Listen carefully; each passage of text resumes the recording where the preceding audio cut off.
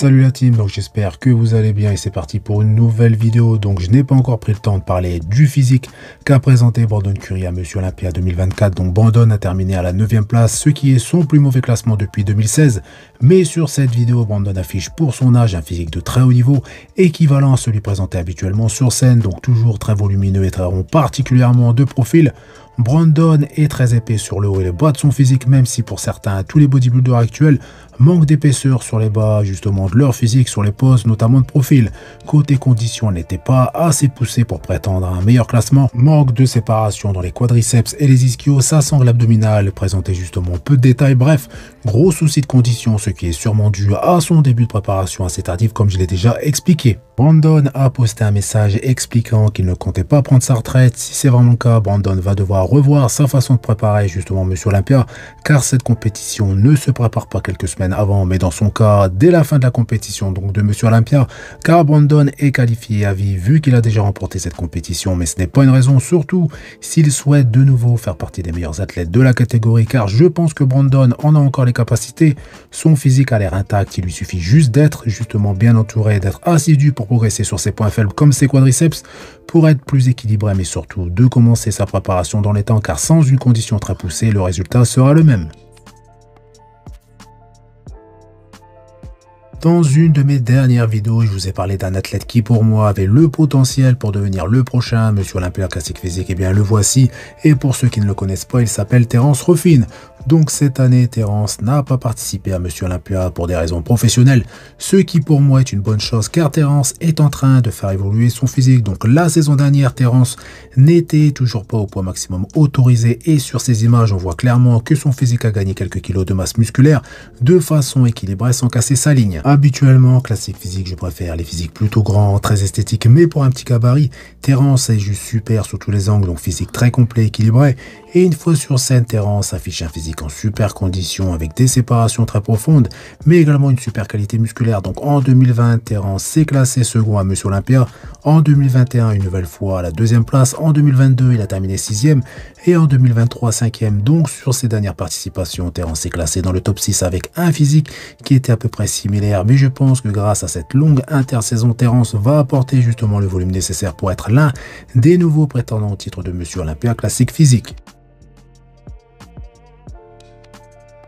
Nouvelle update de Stéphane Matala qui nous a partagé quelques nouvelles photos et vidéos. Donc pour ceux qui ne le savent pas et pour ceux qui ont rejoint la chaîne récemment, Stéphane était un athlète classique physique qui a récemment décroché sa qualification pour Monsieur Olympia 2024 pour la 2e fois consécutive en affichant un très beau physique au Portugal Pro il y a quelques semaines. Il avait donc justement la possibilité de participer à Monsieur Olympia 2024. D'ailleurs, c'était le seul Français qualifié, donc déjà grosse performance. Mais malheureusement, quelques temps avant la compétition, Stéphane a décidé, après discussion avec son préparateur, de ne pas participer à Monsieur Olympia 2024 par rapport à des difficultés à atteindre le poids maximum autorisé et de switcher de catégorie par la même occasion et de devenir un Bets Open, chose qui par le passé justement ne l'intéressait pas. Donc hier, Stéphane a partagé de nouvelles images de son physique, mais n'a pas donné d'indication par rapport à son poids de corps qui a dû grimper en flèche vu les bonnes joues que Stéphane affiche. Donc plus sérieusement, sur cette photo, Stéphane est très volumineux, des avant-bras et des bras énormes, très épais. On voit clairement que son t-shirt est justement bien rempli, ses quadriceps, donc un point fort énorme également, mais sans réelle séparation, mais ça reste assez propre justement pour du hors-saison. Le haut de son physique bien évidemment est beaucoup moins conditionné, physique est voilé par de la rétention d'eau due à l'alimentation, donc sa qualité musculaire est beaucoup moins visible, notamment les nombreux stries qu'il affiche sur sa poitrine en période de préparation,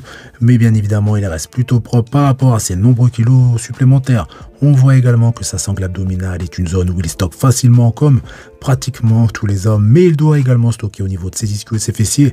Mais dans tous les cas, physique très rond et rempli. Nous verrons, je pense, très prochainement la suite de cette vidéo ou la vidéo dans son intégralité, ce qui va me permettre justement de mieux analyser son physique. Mais je sais d'avance que pendant cette période, Stéphane affiche un physique plus complet, équilibré qu'en période de préparation, surtout avec les nombreux kilos que Stéphane est obligé de perdre pour concourir en classique physique. Et j'espère qu'il nous donnera quelques infos concernant ses futures compétitions chez les Bets Open pour 2025 ou pour 2026. Mais j'espère que Stéphane sera sur scène en 2025 d'ailleurs. Si Stéphane, tu passes par ici, n'hésite pas à nous donner une petite exclue en commentaire.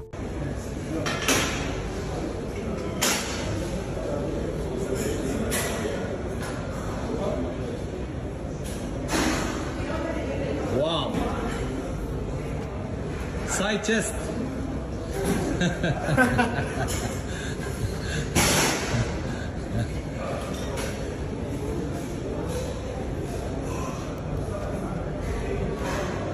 Wow.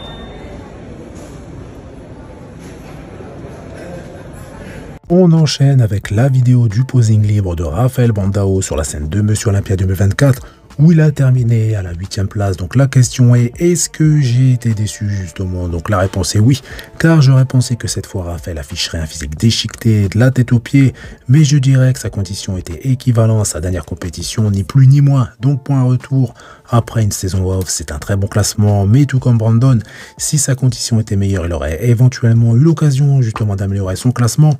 Sur le plan du volume, Rafael a progressé, mais il faut encore justement gagner en volume.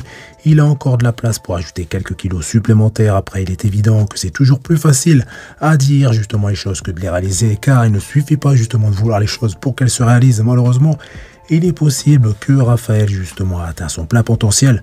Dans tous les cas, si Rafael espère voir justement plutôt faire partie du top 6, voire du top 5, il n'aura pas le choix que d'être plus volumineux en gardant sa très belle ligne, tout comme Samson Dauda, et peut-être d'ici quelques années, il fera partie du top 3 à Monsieur Olympia. Donc voilà, c'est tout pour cette vidéo. Donc comme d'habitude, je compte sur vous pour faire péter les pouces bleus et les commentaires, ça fait plaisir. Vous n'hésitez pas à regarder justement ma dernière vidéo avant celle-ci. Pour ceux qui ne l'ont pas vue, je vous dis à bientôt. Salut!